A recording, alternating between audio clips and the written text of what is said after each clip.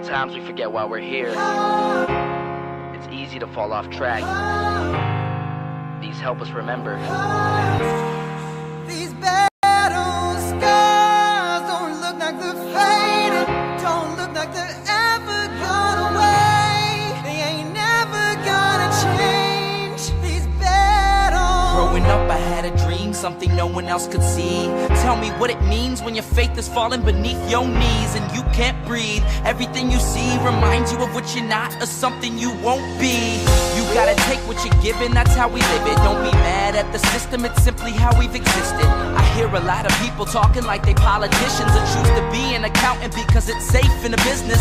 Not because they wanna do it, just because they heard it pays. And who the fuck wants to be poor knowing that's how we've been raised? Society is getting heavy, I can feel the weight. The pressure of success is like 100 million pounds of shame. And that's the reason I'm staying up late, trying to find a way to escape the stereotypes this day and age is making me feel like the only way I'll be happy is getting signed to a label and making money through rapping. I wanna share my emotion because this world is attacking the very principle of life that lets the people be happy. If you don't have a reason to breathe, why even live? These battle scars are impressions of everything that it is. Don't look like they're faded, don't look like they're ever gone away. They ain't never gonna change. These battle scars don't look like they're faded, don't look like they're ever gone away. They ain't never gonna change. These battles. If I had a voice that reached 100 million people, I'd tell them there's a reason that we're all created equal. Cause some decide to be great and some decide a sequel to an average person's life is simply what they want to be. So you make your decision, all I know is what I'm given. Won't define the life I lead or the way I dwell in existence. I've seen a greater image on the walls of where I'm living, and the words twisted and scripted remind me of something written. Faith is a gift that is given down to the people. If one believes it, one receives it. It's given if it is needed. Don't ever think you're trapped in a life that you never wanted. Your options are infinite, that's some mathematical logic. I'm not saying I'm a prophet, I'm speaking for what it's worth. These lyrics define my prayers and these battle scars on my church. Not saying I'm a prophet, I'm speaking for what it's worth. These lyrics define my prayers, these battle scars on my church. Don't look like they're faded, don't look like they're ever gone away. They ain't never gonna change. These battle scars don't look like they're faded, don't look like they're ever gone away. They ain't never gonna change. These battles.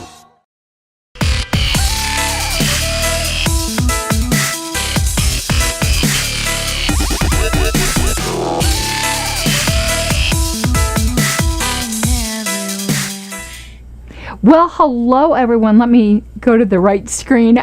Oh, now that's too much light. Let me turn this light off. I had good lighting yesterday. Okay, that's better. That was this is really strange. It's very, very, very bright in here. But I hope you are doing well. Maybe, God, there's so many hot spots. The lighting is really, really bothering me. Let me see if somehow in my settings I can turn this down a little bit. Picture settings. It's not giving me the option. Well, I'm sorry that there's so many hot spots with the lighting. Let me see if I move a little bit. It's a little better, but still, oh my goodness. And I just did a show yesterday and I didn't change a damn thing. So that is really, really strange. Well, I hope you're doing well. We are doing part 2 today of I don't really want to call it a critique. It is a critique, but I don't want to call it that. We're calling it an interaction. And I don't like my hair in a ponytail on streams. I do this all the time. Why do I even bother coming on a stream with a ponytail? I always hate it.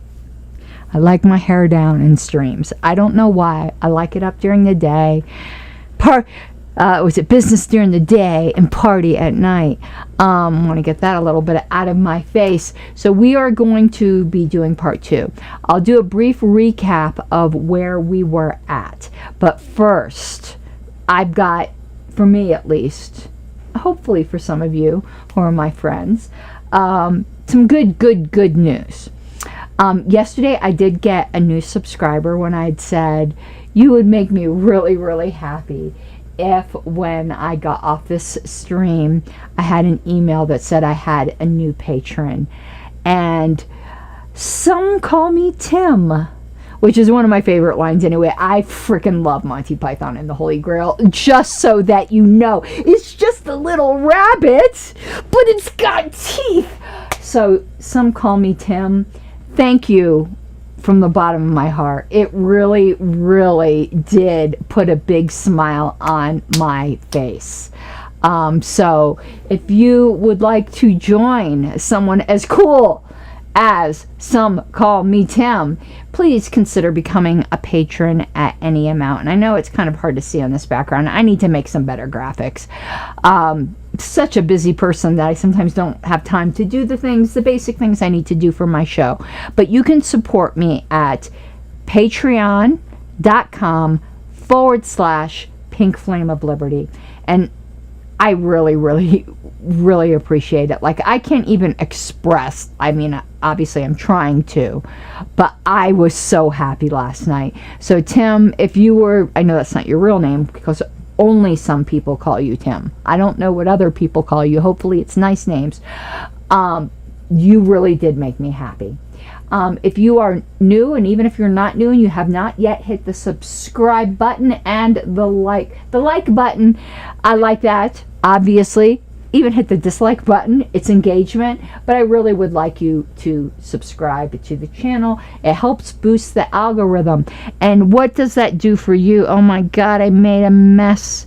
I have a drinking problem. I made a mess of my drink. I spilled it all over the place. I'm gonna have to come down here and clean that up, or that's gonna be pretty disgustingly sticky. Sorry, ADHD. Look, a bird. Anyway, I forgot what I was saying.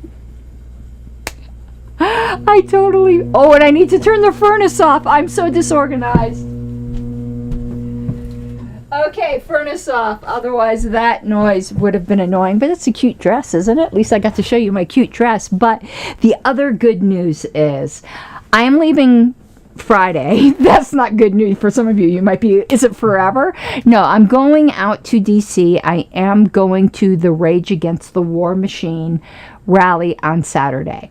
I am leaving on Sunday because I will not be at a, let's pretend it's not a Trump rally, but it's a Trump rally that is disgustingly being promoted by the LP.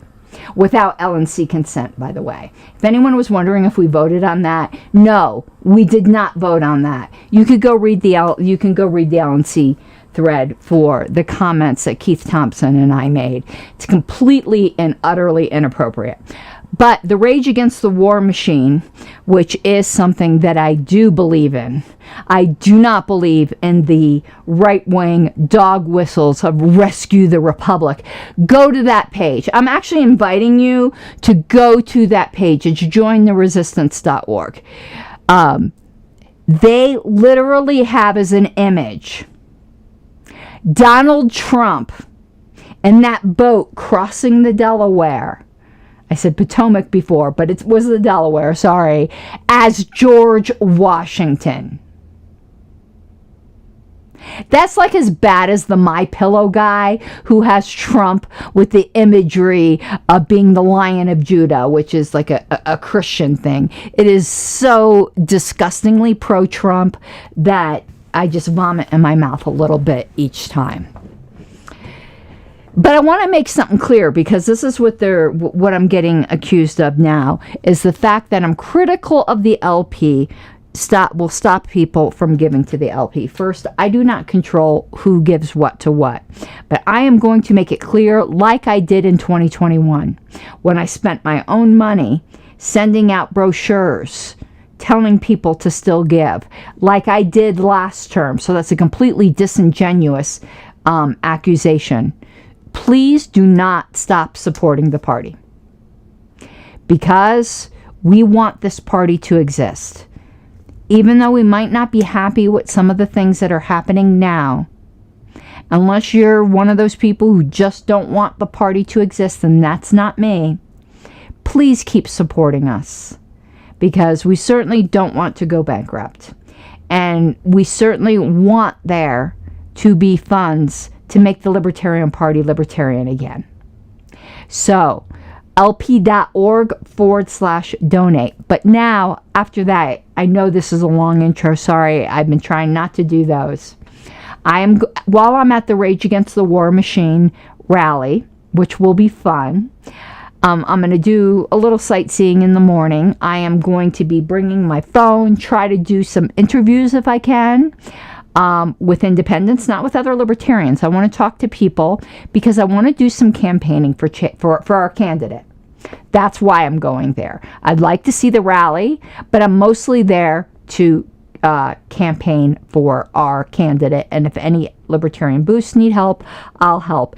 I bought a cool Chase Oliver Racerback t-shirt, but when I was on the website, I was like, those are some sweet leggings. I really wanted those leggings. Like, I was like, damn, I want those leggings. But I be a po bitch, so I couldn't afford them. The campaign, or it wasn't the campaign itself, it was a fellow campaign worker was kind enough to send me as a gift a pair of the leggings in time for Rage Against the War Machine. And the material isn't that like nasty. You know, sometimes when you order that print on demand stuff, like the material just feels, it's just nasty. Like, sorry, I've got one of those LP dresses and I love the dress that has the, even though it has the chicken on the stick on it, it's so abstract that it's cool. I really don't like the material, the feel of it, and it's an autistic thing. I'm really weird about the feel of the material. So here are the leggings, and the material feels wonderful. And I do super love them because they're so busy. So if you really look at it closely, you obviously can see it's for a campaign, but I'll be able to wear these for years to come because it's just such a cool, busy pattern. I really, really love these leggings, and these will go perfectly with my shirt on Saturday. So you'll be able to see me in the Chase Oliver gear. I don't know if the person who gifted these wants me to say their name. I did thank them personally just a few minutes ago, well, personally over Slack, but now I'm going to be able to bring these, so I am super psyched because I love leggings too, particularly if you're going to be running around interviewing people. They are so comfortable rather than jeans. And I went and did a look at the weather forecast. It is going to be warm. You guys are unusually silent today. Like, I can see how many people are watching, and it's a goodly number, but go to YouTube and comment. I think I can see Twitch comments. What I can't see is Twitter comments. So if you're on Twitter and you want me to see your comments, you do need to go to Twitch or YouTube, and then I'll get to see your comments. Otherwise, I'll see them afterwards. So let me put these aside for right now, and let's recap where we were. Oh, that's a mess. I need a little hair of the dog before dealing with Ben Shapiro again. So he was trying to categorize rights into 4 categories, and it wasn't his categories. He quoted oh crap, did I miss the page? Oh, here it is. He quoted a famous jurist. So this is, I think from the 1800s, and he said that there are 4 kinds of rights, that there are privileges, claims, powers, and immunities. And we had gotten through privileges. Privileges are basically negative rights, except for he screwed it all up. He had it so close until he said, which is the same thing that Michael Knowles says. And this is why people think they're libertarian. No, they are not, because they miss the most important part. Michael Knowles says, of course, you have the right to do things, but you only have the right to do things that are right. Now, at first, that may sound correct if you're interpreting the word, the right to do things that are right, meaning the right to do things that don't harm other people. That's not what they mean. What they mean is that you only have the right the natural right to do things that we, whoever the we is, are either A, morally in favor of, or B, morally neutral to. That you do not have the right to do things that we, whoever we are, think is morally repugnant, even if you are not hurting anyone but yourself. So for instance, Ben Shapiro said, like, you do not have the right to view pornography. Yes, you do.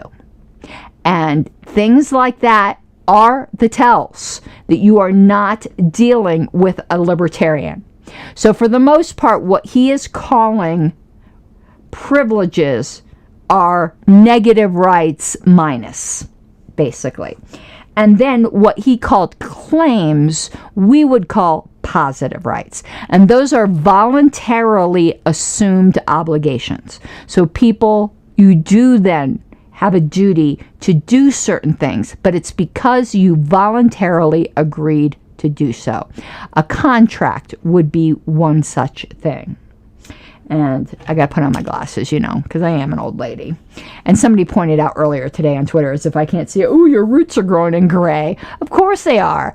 I'm like 50-something years old. I really actually don't know how old I am. It's in there somewhere. Of course my roots are growing in gray. I think I've had gray hair since I was 40, though, anyway. So claims, I, again, would call positive rights, voluntarily taken upon obligations. And then we got into, and where we left off was on powers and immunities. And we started talking about powers, and that's where he had mentioned, and the government has the power to tax, but it's a floating abstraction. He never justifies why. What gives them that power? We, the social contract? And going back to that privileges thing, where you can only do things that we think are morally good, and I say you have the right as long as you're not harming anyone else, and by harm I mean infringing upon their negative rights. You have the right to do things that I think are morally repugnant. For instance, yes, you can be a racist piece of shit and have a racist store where you don't allow people of a certain ethnicity in. Whatever it might be, or a certain sex, or whatever. You can be a piece of shit. And then we could just boycott your store. We could just not have anything to do with it. You deal with these things voluntarily. Just like I said, if you want to get rid of pornography, if you think pornography is a moral bad, then just convince the women to stay away from the men that are doing that, and pretty soon they'll stop. Women have a lot more power than they think they do. Okay, so we've gotten into powers that he just doesn't justify. Here's where he just assumes the social contract and all sorts of things. But because this is like part 2, and this, I'm not an MFN professional, no matter what I say, we're going to go back to the video. We're going to figure out around where we left off and continue. So let's go to the video. That's this screen. I'm going to put myself on mute for a minute. And we're going to try to figure out where we were. Because rights is actually a group of ideas that we define very vaguely in American life, and we kind of throw. I have immunity against that because you don't have the power to do that. And immunity is a claim that somebody does not have rights, which are called immunities. See, immunity filter your claims to create too many duties of you to the government, or to infringe on your power to compel particular things. So the government, if they were not in an employment situation, I don't have anything like that power. But since we signed a contract, and since I'm the employer and they are the employee, I now have the power over them.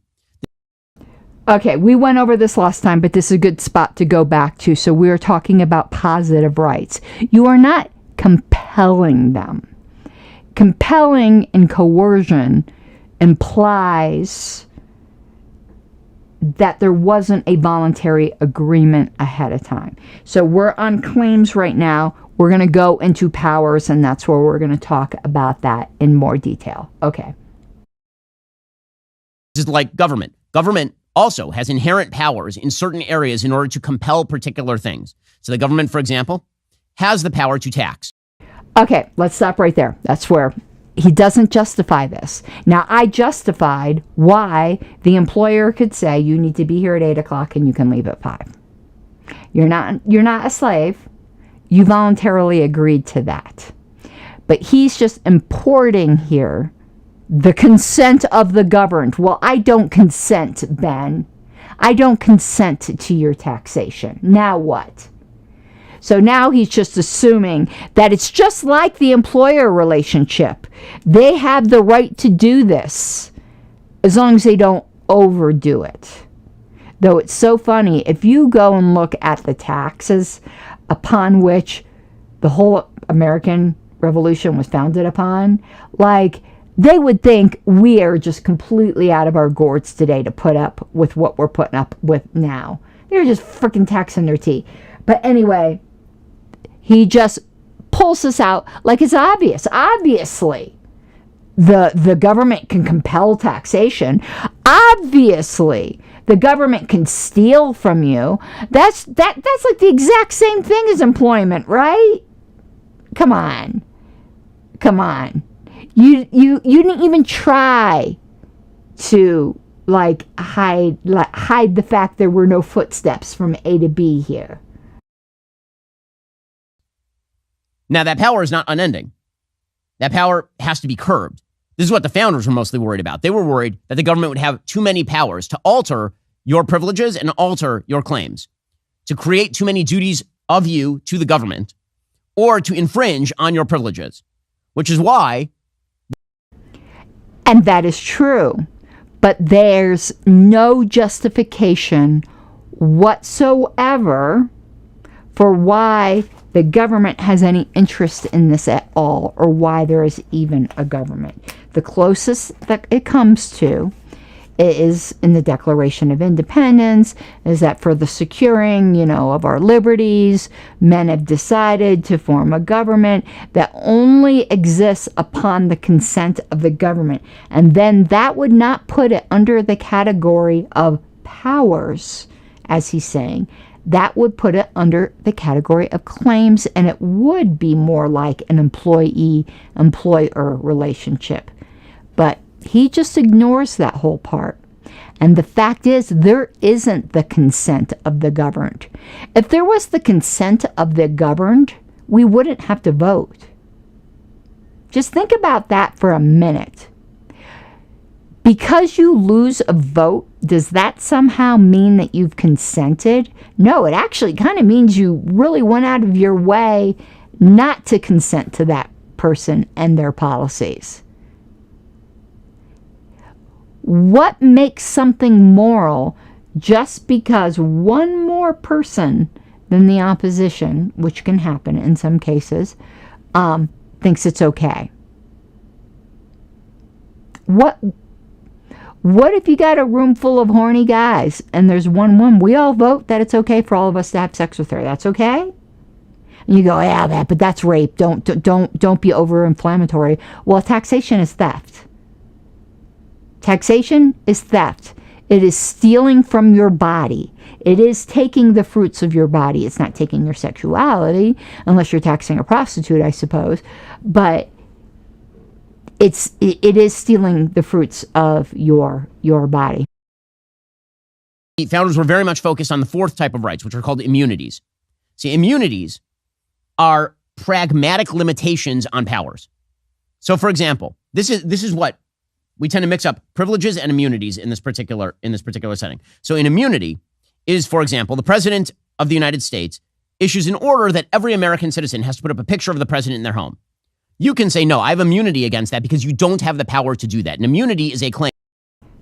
Okay, then how come you don't have an immunity to say that you don't get to take a certain amount of my income that you didn't work for so that you could give it to somebody else, or to use it for a purpose that you want to use, or that 51 people thought should be able to use it and 49 didn't?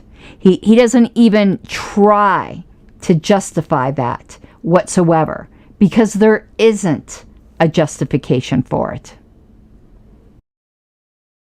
that somebody does not have the power to make you do a thing. So what we have done in American society is we have conflated privileges and immunities. Right? When it comes to privileges, which is usually what we're talking about when we talk about rights, right? That we're morally apathetic about whether you eat a hamburger or what kind of car you drive. Let's stop right there. Some people are not morally apathetic about either thing. I can't believe that even came out of his mouth. There are people who want laws to restrict how many calories can be in a hamburger, or how big the hamburger can be, or how big the soda can be, or whether you can drive a gas-powered car, or whether it has to be an electric car. There's a lot of people who aren't morally apathetic about that. So who's right, Ben? You haven't justified anything. Now, maybe that wasn't the purpose of this show. I grabbed this a while ago. Maybe he was just trying to explain this jurist. Well, all I'm trying to do is explain how this jurist was absolutely wrong, at least from a libertarian point of view, and to try to give you the best that my poor mind can do, a libertarian view. You guys are so quiet tonight that it's almost creepy. It's making me think that I'm not on the right screen. Hold on here. Am I not on the right screen? No, I am. Hold on, let me make sure. I'm going to close comments and I'm going to reopen them because there is just no way. You guys are always commenting about something. So window, comments. I'm seeing like reactions, but okay, that's fine if you'd like to be quiet, but I like interacting with your comments. And remember, at the end, if there's anything that's off topic or more personal, certainly we'll answer those at that time, and we do interrupt for super chats. Okay, let's continue. We're probably just going to let Ben rant a little bit here. I do stop maybe a bit more often than you'd like. It might be a bit annoying to avoid copyright. We have to make a compelling case for why you don't have a duty in those cases, a moral duty in those cases. So you have a privilege, for example, to speak freely about politics because there's no duty to remain silent. We actually would like you to speak up about politics, but you don't. Really? We would? There's a lot of people who don't think that, Ben. You've been in enough college campuses to know that. Or we, in that case, would think you only speak up about certain politics. Of all people, you should know. And I'm not saying that to defend your point of view. I'm defending your right to speak your point of view. But your point of view is very, very censored. So to claim we actually would like you to, who's the we? Are you speaking just for conservatives? Because that's not true either. Because conservatives certainly don't want communists to say certain things, which are political things. Now me, I believe in the marketplace of ideas, not the marketplace of force. But like he's just said so many, I'm sorry I'm stopping so much, but so many just outright incorrect things. Have a privilege to use pornography because you have a duty actually not to use pornography on a moral level. That does not mean that the government has the power to compel you in certain circumstances not to use pornography. Now, okay, now he's going to start to get back to what I would consider a more libertarian stance. So he talked about you not having a right to do something. That is view pornography. Obviously disagree with him, but then argues that the government doesn't have the right to ban it or stop you from doing it. Now, libertarians would not agree there, not in the pornography thing. But if there is something you do not have a right to do, such as kill somebody, such as prevent two willing people from some kind of commercial exchange, we actually do think that if there is a government, that is their only role, is to enforce rights.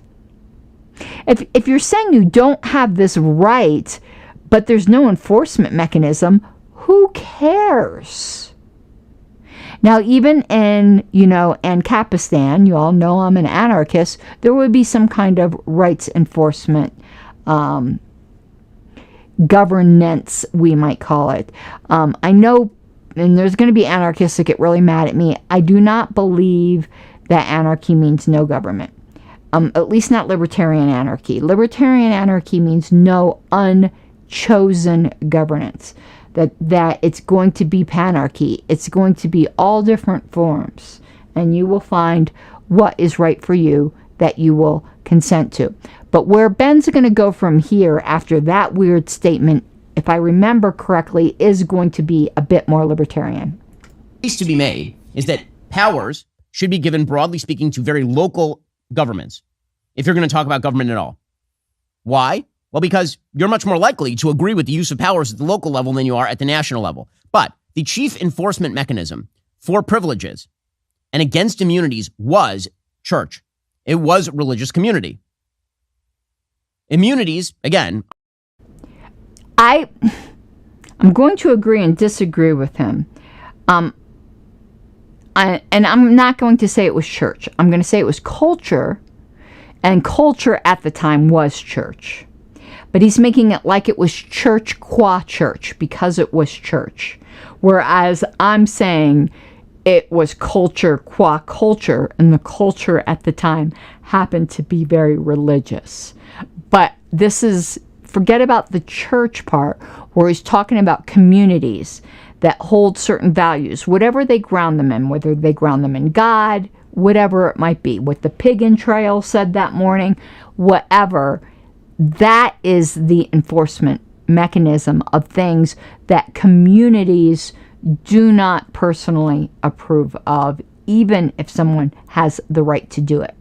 Not privileges. Just because you have a right against the government, such that the government cannot force you to do a thing, does not mean that you have the moral right to do the thing. So, for example, the government does not have the power and should not have the power to compel me not to say the N-word. Also, I do, in fact, have a moral duty not to say the N-word. Saying the N-word. I agree with him there. There he said an actual libertarian thing. I agree with him there. That I personally think that's, of course, I do believe it. It depends upon the context. The people who are getting canceled for quoting something that's in literature, but to just use things like that as a slur, I do think shows a lack of character. And I would socially censure that. And that is the way to take care of it, not the government and their fake hate speech laws. Bad. So this is where civil society came in. In that weird space where you want particular moral rights, privileges, upheld, but you don't want the government. It's not a weird space. This weird space, Ben, embrace it. Embrace the weirdness. You've just discovered libertarianism. Enforcing them.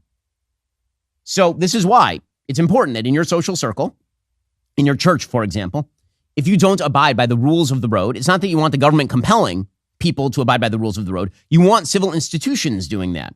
As those civil institutions wane, government tends to fill the gap. Because the result is everyone touches the stove. And when everyone touches the stove, a bunch of social maladies occur. And then and what he's talking about, and I won't remember to put it in the top bar, even though I always say I'm going to remember, just do a search on my channel if you're interested. I make the same analogy, but not like touching the stove, but Chekhov's gun. The minute you have Chekhov's gun, and I know it's a literary device, I get into all of that. Please don't get, as one autistic person to another, don't get super autistic with me about this. Go look up the episode. I think it's called The State and Chekhov's Gun, and you'll get where I'm making that analogy. But once the gun's on the table, someone is going to use it to correct what they perceive to be social maladies. And that is what politics is all about today. Who gets to pick up the gun? That is what November 6th is going to be about. And the only candidate that isn't holding that point of view is the Libertarian candidate. And I mean the actual Libertarian candidate, not Donald Trump, not RFK Jr. I mean the actual Libertarian Party candidate, Chase Oliver. There's widespread call for the government to increase in size and scope in order to fix the social malady. And so what you end up with is massively powerful government. Conversely, you also end up with this really perverse situation where if the government does not speak on an issue, people take that as license to do the thing.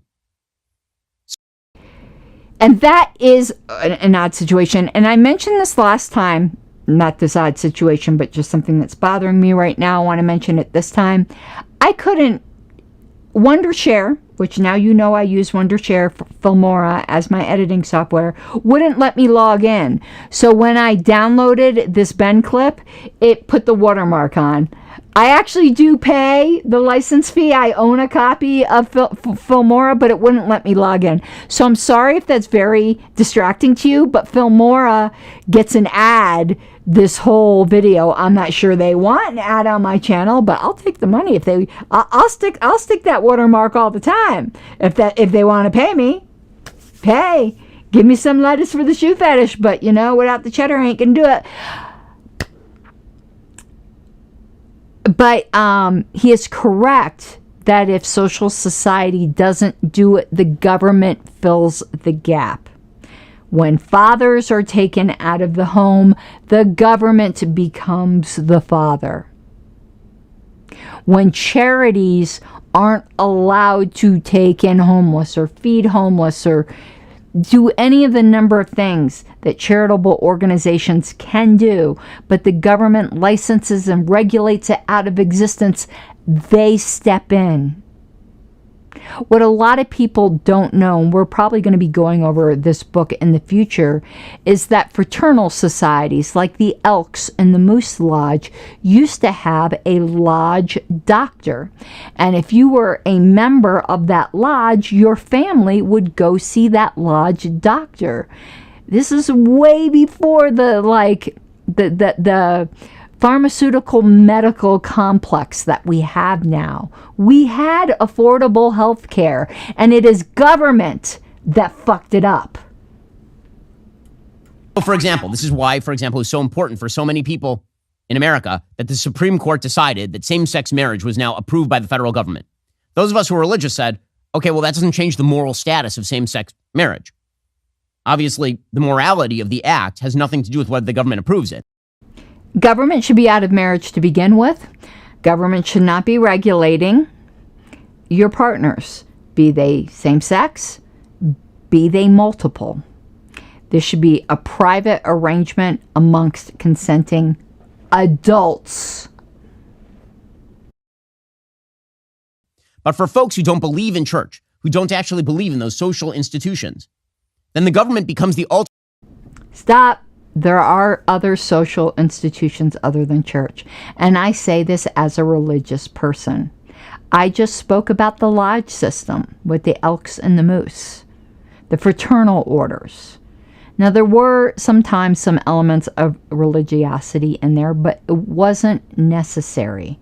It was built on fraternalism, which is probably a dirty word today because that means man and not psoriatism. I don't know what the female version would be, but I think let's just say humanitarianism. It doesn't have to be built on religion, though typically it is.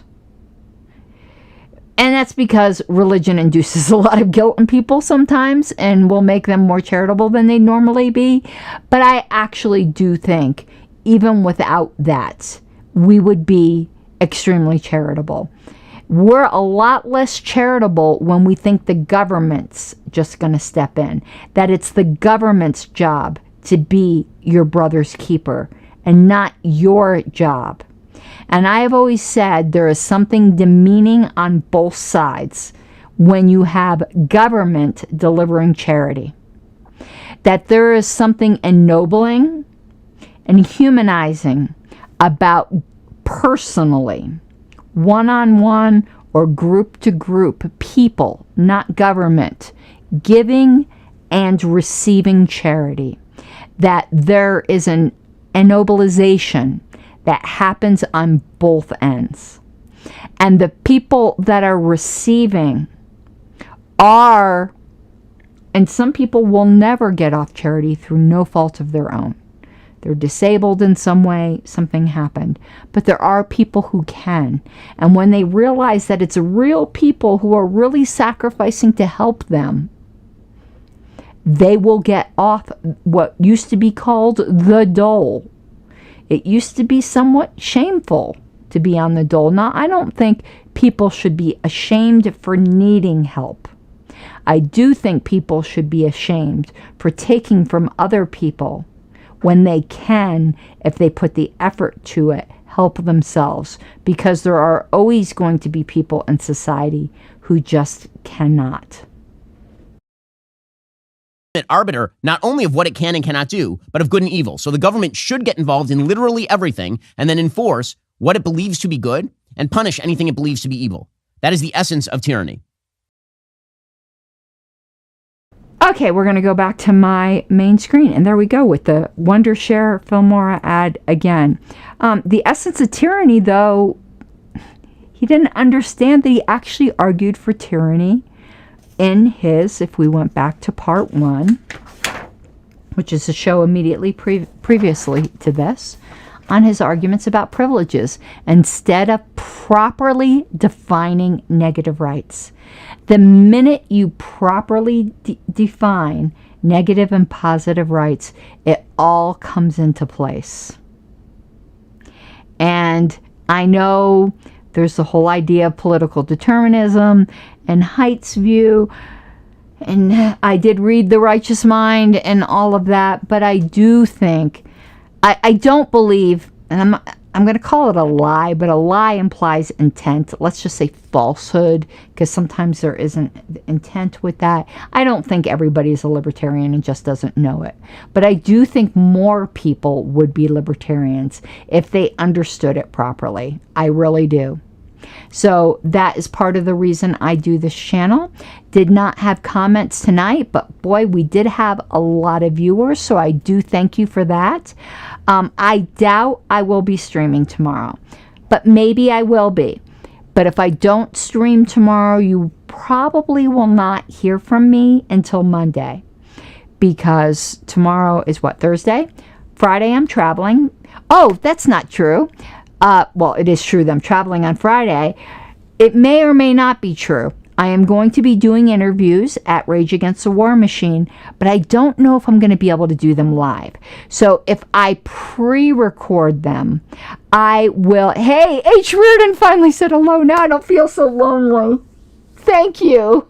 I may have to download the recordings and then upload and do some editing. So maybe there will be something over the weekend. Otherwise, it will be Monday. But again, I'm asking you all from the bottom of my heart, if you enjoy this type of content, even if you could only be the lowest tier subscriber, and that's the wrong way to put it, because I'm not trying to shame anyone in any way. What I am saying is that I would appreciate your support. First, easy, free way to support is to hit subscribe. And if you have more than one YouTube account, go to your other YouTube account and hit subscribe on that one too. Probably not allowed to say that on YouTube. I'm sorry, YouTube, if I wasn't supposed to say that.